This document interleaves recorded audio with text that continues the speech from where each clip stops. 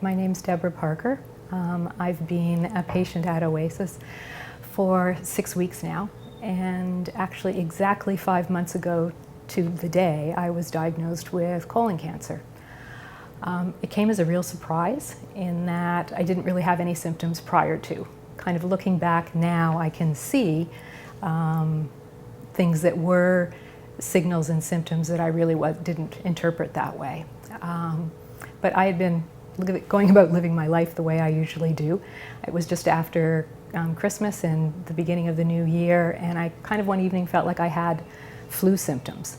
And the next day woke up and knew there was something that wasn't right, and so made an appointment with my family doctor, and she took my blood pressure and I described the symptoms, and she said I was going to emerge. And after 48 hours of endoscopy, colonoscopy, MRI, CT scan, they discovered I had a tumor that was hemorrhaging. My hemoglobin was really low and they had to do emergency surgery.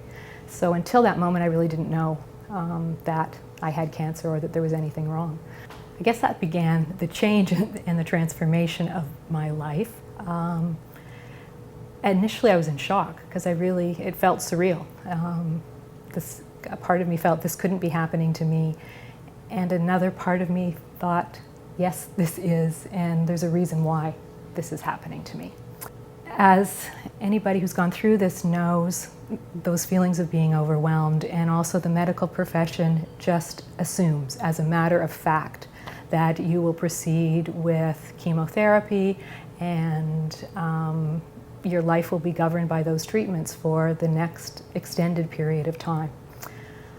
I don't know whether my surgeon, who was wonderful and did a great job, intended this, but before I was discharged, he came and spoke to me and said that he wasn't going to lie to me, that he needed me to know that it was going to be really, really tough, and that they would poison me and continue to poison me until I couldn't take it anymore, and then they would poison me some more.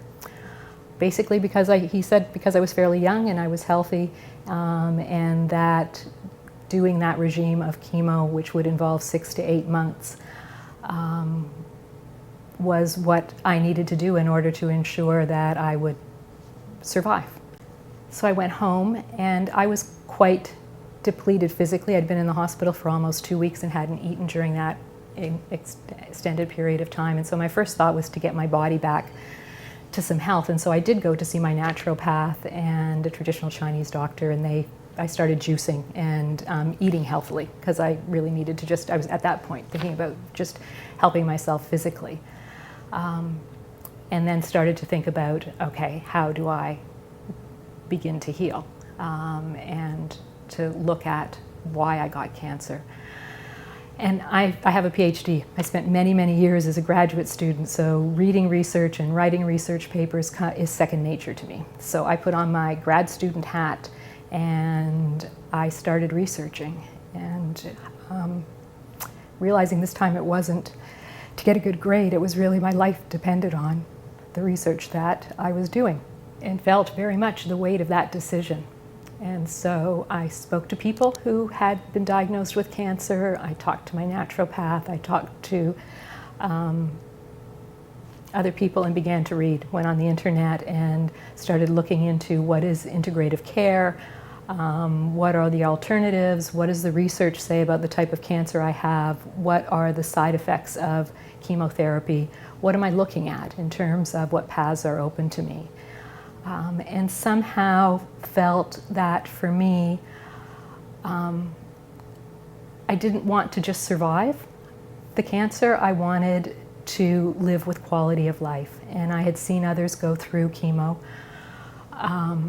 and I read about the side effects. And also went and talked to a couple of oncologists at 2 of our best hospitals in Canada, and didn't feel satisfied with what they were able to tell me in terms of what the outcomes would be and what the research was, and what the benefits to me would be. I kept getting answers talking about standard of care, And when I asked questions about how they were going to monitor my condition, how they would know whether or not what they were doing was effective, what previous research had shown, I just kept on getting the same answer. This is the highest quality of standard of care. This is what we offer to someone with your diagnosis. This is what you should do. And were quite bewildered that I was even asking the questions. And the one oncologist who would give me some information in terms of research told me that the regime, the 8-month regime of chemo that I was going to undertake, would give me a 10% increase in likelihood that the cancer would not reoccur. And with that 10% bonus, I could expect to have the nausea and all of the other symptoms, the impact on my immune system, on other organs, what they talk about in terms of chemo brain and neuropathy and neuropathy, and